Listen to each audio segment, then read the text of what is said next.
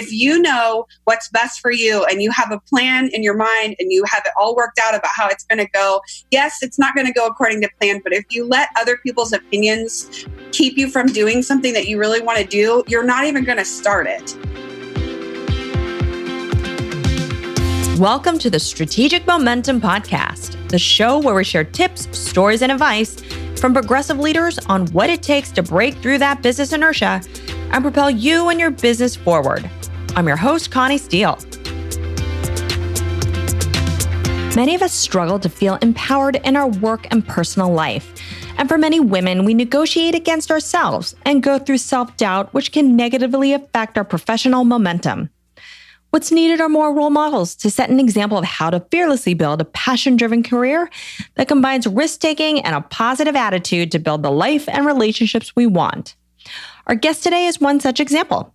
She found her one thing after she made a number of purposeful shifts to take control of her own career trajectory. Amanda Thomas is an entrepreneur, marketing leader, and host of a women's empowerment podcast. She's the founder and president of TwoScore, a boutique marketing firm that focuses exclusively on helping small to mid-sized credit unions grow and reach their full potential. In this episode, Amanda shares what led her to building her agency business, in addition to perspectives on directing one's career path in the direction you want to go. We'll start with tracing her journey back to college, where she had envisioned a very different professional life to the one she ultimately chose. I went to a liberal arts school in college and I got a degree in English with a concentration of creative writing. So my dream job was to go work at Glamour magazine or a fashion magazine of some sort. And I ended up working at a credit union, which was about 20 miles away from where I grew up, where my parents still live, and stayed rather close to home. And I ended up being the director of marketing there. I didn't know anything about credit unions. I thought it was where people had savings accounts and they got discount amusement park tickets. But when I started there, credit unions have such a great brand story because they're not-for-profit financial institutions. And I just fell in love with the mission and vision and values of the credit union industry as a whole and decided that I really wanted to stick with it. So I worked there, my first job, building a marketing department at the first credit union I worked for as the director of marketing. And then I moved over to Columbus, which was about an hour away. Columbus is it's the 15th largest city in the United States, Columbus, Ohio. Started working for a very small credit union there, but it was very forward thinking. One of the things that my boss told me in the interview was, my future boss told me in the interview was, we're not looking for somebody to swing for the fences all the time and hit home runs. We want somebody who hits consistent base hits. But I can tell you that if you don't try things and fail here, then you're not the right fit, because if you try something and fail, it means you're really trying. And those are great learning experiences. And that's the kind of person that we want in the job. And I remember sitting in that interview thinking, this is absolutely 100% the best job for me, the place that I want to be. And I worked there for 7 years, and they gave me a lot of creative latitude. Again, my degree is not in marketing, but I found myself building marketing departments at credit unions. And so I was able to look at everything that we did kind of with an outside creative writing type of stance. And I think some of that's inherent in me. I have this can-do attitude, but I think a lot of it was solidified in the second job that I had at the small credit union with the great job interview that I just talked about. They gave me a lot of creative latitude. And what I've learned is that really the most successful companies out there are not ones that look at other companies that do just what they do and they kind of repeat what those companies do. They look at things from an outside perspective. They look at other industries and see what's working well for all these other industries that have nothing to do with what I do, and say, how can we make what's working for them and adapt it to what we do? And that's been kind of a secret sauce. We did a lot of really cool things. I turned around membership growth for them, loan growth. We really established ourselves in the community.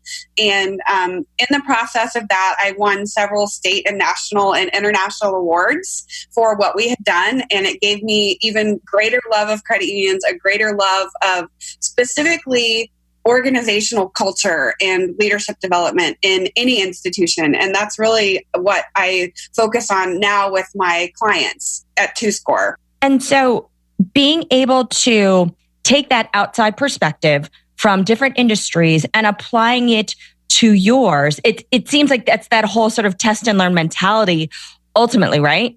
And that mindset to be able to think more innovatively seems to be sort of a core element to what drives you, it sounds like. Yes, it's been really hard. I've almost had to reprogram my brain a little bit because I think it's human nature to be like, okay, I've got this. Now I can just be in this safe little box and I know what I'm doing every day. And there's not a lot of surprises, and especially being an entrepreneur. But I think anyone who has that mindset, you don't have to be an entrepreneur to do it, to be able to think like that. But you have to get yourself comfortable with being uncomfortable every day. Every day on my to-do list, I have something that I don't know 100% the best way to do it. And I have to just figure it out. And that's where your gut comes in. I think the biggest thing that I've learned over my career is my gut and my intuition is the most powerful tool in my toolbox. Amanda found an industry and work environment where the mission, vision, and values and culture really resonated with her personally early in her career. She witnessed the impact credit unions could have on the world and identified how she could add value to this industry via her creative marketing approaches. Her ability to think outside of the box and test and learn to deliver solutions meant she was soon able to progress within her field. However, even as she was climbing the corporate ladder, there were still challenges to overcome. I have to tell you, I absolutely loved this job, but I was promoted to vice president of marketing. And that meant triple the workload that I currently had. I had a department of staff that was working under me. I had a lot more responsibility. And when it came time for compensation, they actually asked me several months before my promotion became live. I think my promotion was effective August 1st. And they asked me in February, hey, what do you want to be making? Which I thought was kind of odd. So I, of course, did my research because one of the things I've learned is if you don't, especially women, because there's such a pay gap, if you don't advocate for yourself especially from a compensation standpoint and you show your value, then you're not going to be recognized in a lot of cases. I was promoted to vice president and I gave them this long script of, here's what the other people in the same industry, the same position, the same experience are making. Here's the median range. I would ask that I would get at least the middle, I'd be paid at least the median salary because I'm not a below average employee. And when it came time to get my raise, which was much, much, much later in the year, after I had already been performing VP duties, it was about $30,000 less than what I asked for. And I found out that it was $40,000 to $50,000 less than what the male vice presidents were making. And so that's probably the pivotal moment of my career where I had to dig deep and be okay, I can stay with this company because it's safe. I do like my coworkers. I like my boss. But if I stay, I'm telling them through this decision that I'm okay with women being less valued than men. I remember this sticking in my head at the time was they basically put this piece of paper in front of me and they said we want you to know that you're the best credit union marketer in Ohio. We value you so much. And then when they said that to kind of tee up the fact that they weren't going to pay me very much, basically that they felt that was enough of a compensation or contribution for them to kind of tell me how much they valued me instead of compensation. And I frankly feel like that's not something that would happen if between men in a lot of cases. And so I made the hard decision to leave. I went briefly to do some consulting at another company. It was not a good fit, but I kind of tested out my sea legs as far as being a consultant. And I failed miserably at that so badly, just due to lack of coaching and things about how to be a consultant, that I felt really comfortable when the time came to when my dad got really sick to start my own company. That's probably been one of the most pivotal, that's been the most pivotal decision of my career. Absolutely, is starting my company.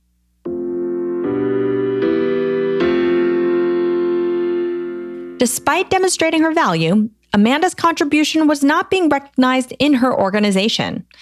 This, coupled with issues concerning her father's health, led her to entrepreneurship, which she already had proven to have an aptitude for, given her years of experience of doing things differently in the credit union space.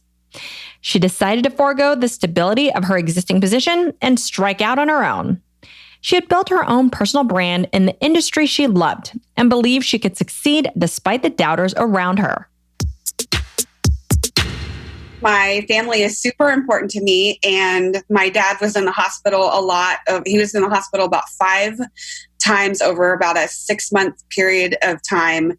And it was just too much for me to take off work and have to run over and get my mom and take her to the hospital to be there with them. So I had always wanted to be an entrepreneur, but I was too afraid to do it. Like, because my parents are like, you should keep your job. You should always like make sure that you have benefits. I came from a really safe background. And when I decided to quit my job, everyone around me freaked out because they're like, oh my gosh, why are you doing this? But I knew I could do it because of the experience I had in the credit union industry. So after those couple of weeks of soul searching, I decided, yes, I can do this. I'm going to start my own company. I want flexibility. I've always wanted to be able to work independently, but that credit union mission really stuck with me. So when I started the company in 2014, fall of 2014, I wanted to work with small credit unions. Small credit unions make up 71% of the entire credit union industry in the United States. And a lot of people said, you are basically committing career suicide by saying you want to work just with small credit unions because they're all going to go away and you're not going to have a job. So fast forward 5 years, I'm just about ready to celebrate 5 years of entrepreneurship here in October. We have clients all over the country. We double in size every year. And we have a lot of national recognition now. A lot of other firms who do work in the same space, not in the small credit union niche market, we're starting to get a lot of attention from them. Like, hey, what are you doing? How are you doing it? So it's clearly working. I love my teammates. I've been able to hire 2 amazing women. I'm about ready to hire another person. So it's great. Amanda was driven by circumstance and the desire to work independently, but she also had the experience, skills, and confidence to thrive as an entrepreneur. Trusting her instincts and fundamentally believing in herself allowed her to alter her career trajectory. From there, the commitment to her vision of herself and what she could achieve drove her forward. Though it can be difficult, she believes if you identify your own mission or goal, understand how you're different, and have confidence in the value you can bring to the table, all while staying true to who you are the keys to finding career happiness. Essentially, it's you being able to craft your own personal brand. It's hard for anybody, male or female, to leave something that's comfortable. But I think one of the things that I really want to impart on listeners is that, like, you have to kind of gut check yourself and say, am I doing what I love? Am I reaching my value? Like, am I reaching my goals for my own life? Like, your job should be something that, whatever you do professionally, should be something that fuels the life that you want to have, not vice versa. You shouldn't be living to work. Or at least that's the way I view it. That I may be wrong, but that's the way I view it. So I think it's that gut check. Like, okay, am I doing what I love? Are people valuing my work? Am I making what I feel like what my value is? And so it's kind of that self-reflection that needs to happen, throughout the course of your career. And what other major struggles do you see women, younger, even more experienced, continuing to face in the workforce today that may be inhibiting their potential? I notice a lot of just the way women kind of downplay their ideas, or they automatically say, like, I'm sorry, but I have a question. It's that apologizing for wanting to be better. It's well, this might not be the best idea, but here's my contribution. It's like, we're so afraid as a group to be seen as having stupid ideas or be seen in a negative way that we kind of are like, okay, well, we're going to take that and we're going to already do it ourselves so other people don't do it for us. Does that make sense? Yes. Yes. What do you think drives that? I think a lot of it's just learned. The things, it's like any type of cultural language that you hear, like fun words, like back in the 80s, it was rad and gnarly. And it's kind of the same thing. Frankly, I've had to work really hard at my own vocabulary and the way that I speak and communicate with other people. I don't say I'm sorry unless I actually have something to be sorry for. And I think a lot of women don't even realize they're doing it, to be totally honest. Do you also feel that, for women, the challenge of this double standard where when we've talked before, where you'd mentioned a conversations that you had with a former boss where he had indicated that you were aggressive, that can work against you when it's really not being aggressive. It's really something else. You're just being assertive and stating your point of view. Yeah, I mean, assertive, I think even has a negative connotation, especially when you're talking about like a woman, like she's assertive. If you say he's assertive, they're like, oh, great. Like he's not going to let people walk on his back. If you say assertive, a woman is assertive, it's a completely different connotation. It's just the society has assigned that to it. And I did. I was asking for something that I felt like I deserved at my last, at a former job that I had. And my boss had said, well, I think you're I think you're aggressive. You have an aggressive personality. And I kind of had to laugh because no one's ever said that to me. Like I'm pretty timid and I'm a people pleaser. And I'm one of those people that tries to make everyone around me comfortable before I will make myself comfortable. And so I had to laugh because I was like, seriously, someone else putting their own dysfunction on me. And I think that happens a lot. People they let other people's opinions become their own opinion of themselves, even if it doesn't fit. So it's really trying to fight through existing perceptions that one may have on you and making sure that really doesn't tend to skew your outlook on your own ability. And ensuring that you really stay true to yourself, it sounds like. Yeah, because we're already fighting an uphill battle, imposter syndrome and negative self-talk. We already have that. So take that plus add in other people's perceptions of she's aggressive, she's mean, she's, a biatch, what, I don't know if I can say that, but, if you add those things together, it's very difficult. It's extremely difficult. And it takes constant reflection and evaluation of like, am I communicating effectively? Am I reaching my value?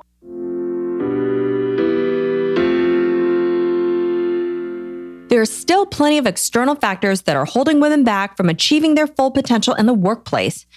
They're often viewed differently in the hierarchical business structures that have traditionally been male-dominated. Traits that are usually seen as positive in men often have a negative connotation when applied to female employees, regardless of their position on the corporate ladder. This is on top of the internal struggles that many women face, as imposter syndrome paired with institutionalized sexism cause self-doubt. So what recommendations does Amanda have to help women overcome some of those stereotypical perceptions and take control of their career path to drive progress in the direction they want to go? That's something really important that I want to point out is I do think that women are much more competitive with one another, and we see success and money and, men and, the dating pool and all of that. We see those things as finite. So if I look at a woman and she got a promotion, that means that there's less opportunity for me. I think a lot of women see things that way. And I think the first word of advice that I have is stop seeing other women succeeding as a bad thing for you.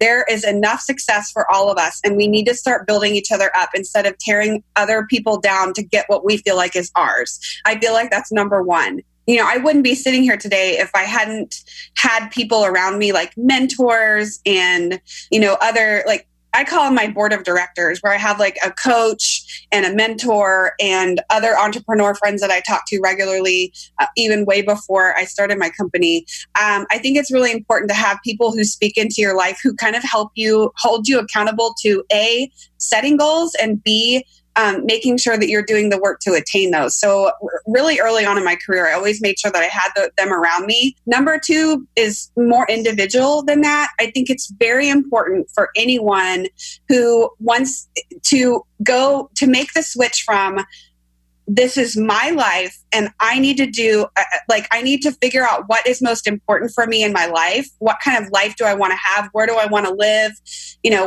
How much money do I want to make? What type of lifestyle do I want to have? What kind of work schedule do I want to have? I think it's very important to be very specific about those things and then choose a career or a job or any big choices that you have in your life. Make sure that they line up with the things that you want for your life.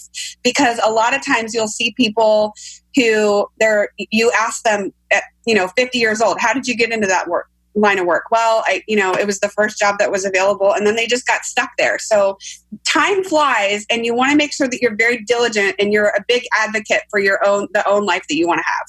So it's about then planning what those goals or objectives may be. Mm-hmm. And then it sounds like being able to chart that course and going back to things that are inherent to you, testing and learning your way into what may really align to what it is that ultimately fits. Because you might not know what you want initially, just like you had started off, where you didn't even know that you were going to love being a marketer in the credit union. Yeah, exactly. But be clear in defining what those broader career and life goals are, and then being able to, try new things, assess what works and on a continuous basis so that you can achieve what ultimately best fits with, what you want in your life. Exactly. Defining your goals while simultaneously identifying what works for you through testing and learning are key tenets in career progression. This will provide the personal framework needed to drive forward momentum. Amanda now seeks to empower other women to achieve success after she re-examined her own vision and realized that she had a desire to do more to help others. Having established her new target, she once again took action to make her goals a reality with their Inspiration podcast. So what'd be great is if you could talk about the genesis of that Inspiration podcast and how that kind of came to be.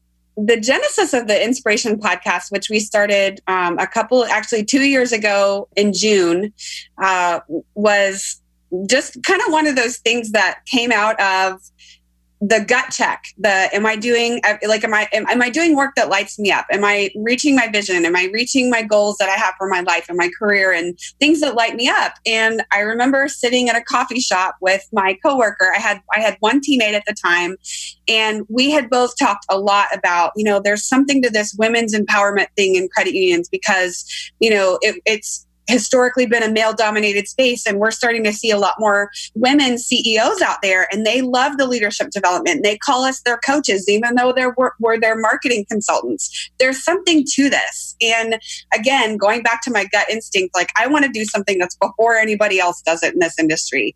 And so we were like, okay, well, what can we do? Liz, my coworker, has another podcast, and she said, you know what, we should do a podcast. And I was like, yes, that sounds like a great idea. And so we were sitting at this coffee shop and we sketched out this plan.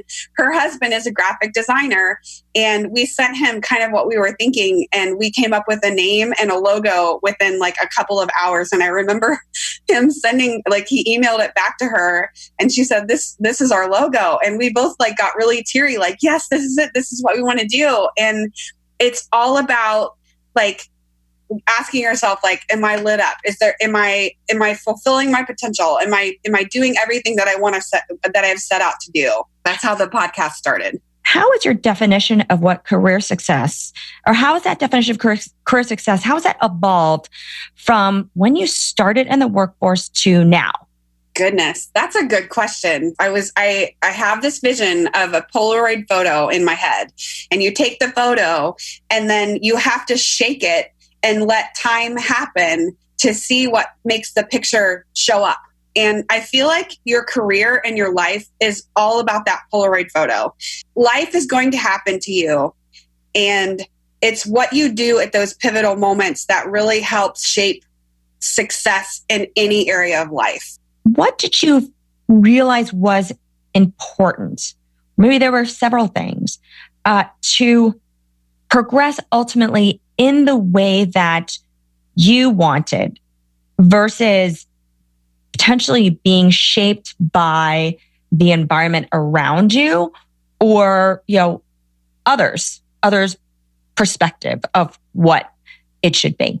I think that all goes back to realizing that your life is yours. And I'm a huge Rachel Hollis fan. I'm getting ready to actually go to the Rise conference next week. And, she says, you don't give people front row seats when they really are in the cheap seats. Everyone is going to have an opinion about your life, especially if you say, I'm going to quit my job, or I'm going to start this business, or I'm going to do this. If you have a big goal, it's going to make a lot of people uncomfortable. And that is them putting their fear of them doing it themselves on you. And it's important for that, not letting people have opinions about things. If you know what's best for you and you have a plan in your mind and you have it all worked out about how it's going to go, yes, it's not going to go according to plan. But if you let other people's opinions keep you from doing something that you really want to do, you're not even going to start it.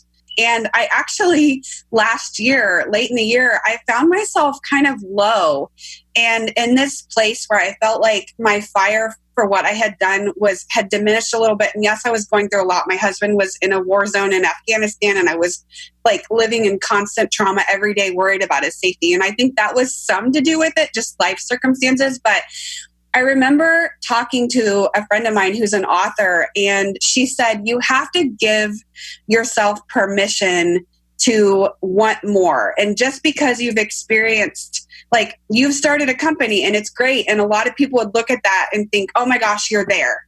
You've made it. But I still had this nagging feeling in the back of my mind, you're not done, Amanda. You have more. There's more in you. You're not living up to your potential.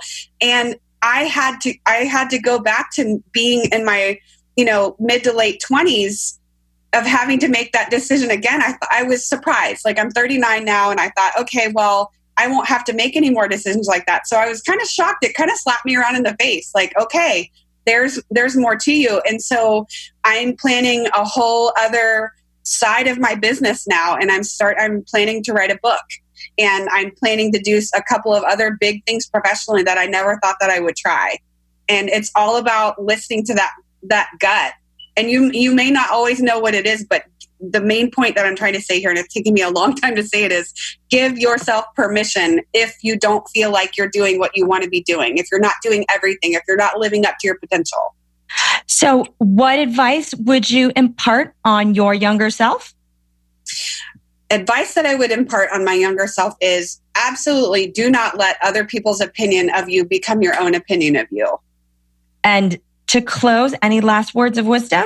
It's your life, and you can have whatever life you want to have, and make decisions and surround yourself with people who help support that, because if you don't, no one else will. And finally, what's the best way listeners can connect with you?